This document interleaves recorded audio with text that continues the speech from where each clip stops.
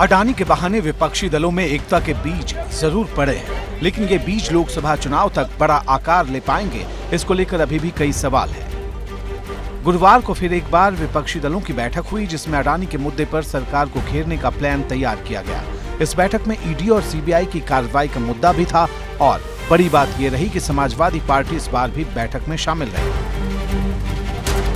Meeting की बात हो या फिर सदन से लेकर संसद तक की तस्वीर, विपक्षी दलों की एकता में समाजवाद की लाल टोपी नजर आ रही है। संसद भवन परिसर में जब विपक्षी दलों ने मानो चेन बनाई तो बीच में कांग्रेस अध्यक्ष मल्लिकार्जुन खड़गे भी थे। उनके दाईं तरफ फारूक अब्दुल्ला और उनके बगल में सपा सांसद शफीकुर रहमान बर्क नजर आ रहे थे, जबकि खड़गे के दाईं तरफ एक कतार में रामगोपाल यादव, जयंत चौधरी नजर आ रहे थे, तो कुछ ही दूरी पर सपा के दूसरे सांसद एसटी हसन भी लाल टोपी लगाए मौजूद थे।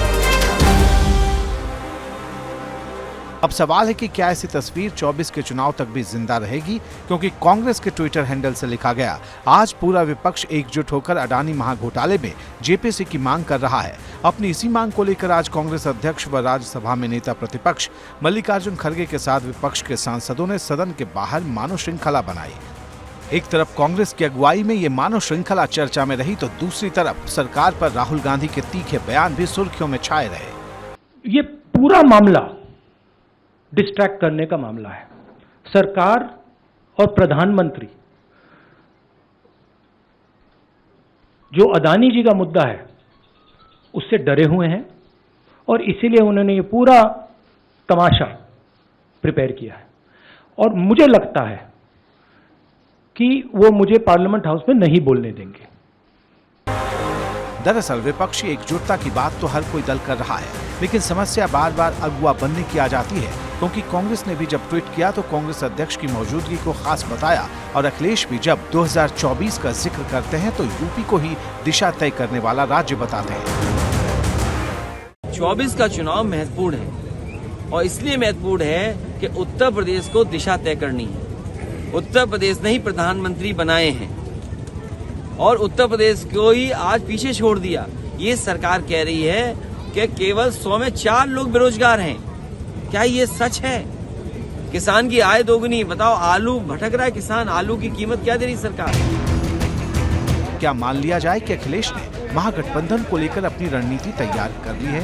क्या तेलंगाना से लेकर दिल्ली तक और बिहार से लेकर बंगाल तक अखिलेश का प्लान कागजों में तैयार हो चुका है? क्योंकि नीतीश कुमार, केसीआर और स्टालिन जैसे नेताओं से मिलने वाले अखिलेश ने जब लालू प्रसाद यादव से मुलाकात कर ली तो माना जा रहा है कि हिंदी पट्टी वाले राज्यों में जाति जनगणना के मुद्दे पर बड़ी जंग होने वाली है, जिस पर बिहार सरकार पहले ही मुहर लगा चुकी है।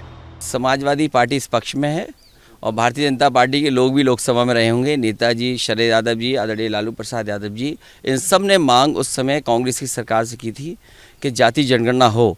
समाजवादी पार्टी इस पक्ष में है कि जाति जनगणना हो और आबादी के हिसाब से हक और सम्मान सबको मिले। उत्तर प्रदेश में जिस तरीके से लगातार चुनाव को लेकर के एक के बाद एक सियासी घटनाक्रम हो रहे हैं और अखिलेश यादव ने भी कहा कि बीजेपी को 80 में से 80 सीट हराने का उनके पास ब्लूप्रिंट है, ऐसे में लालू प्रसाद यादव से उनकी मुलाकात काफ़ी अहम हो जाती है, क्योंकि बिहार के अंदर जेडीयू, आरजेडी और कांग्रेस का गठबंधन है और जेडीयू ने उत्तर प्रदेश में अगर बात करें तो अखिलेश यादव के साथ गठबंधन की बात कही है। इसके अलावा अगर बात करें तो जिस तरीके से लालू यादव स्वास्थ्य लाभ ले रहे हैं इस वक्त, उनके सेहत में लगातार सुधार हो रहा है, ऐसे में अखिलेश यादव ने उनके सेहत का भी हाल चाल जाना।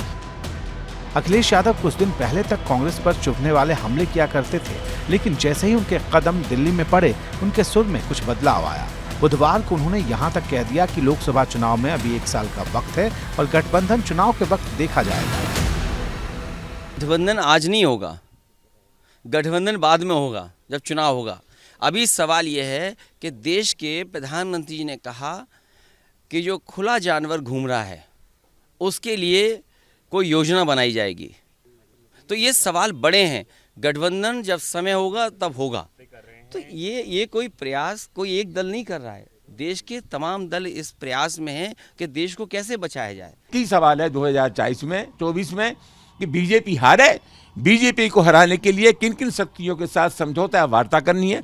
कांग्रेस हो सकती है, पार्टी राष्ट्रीय अध्यक्ष तय करेंगे। अभी तो एक विवेक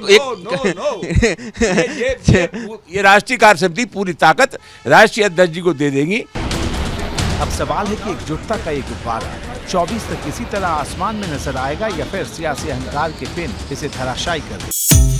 है।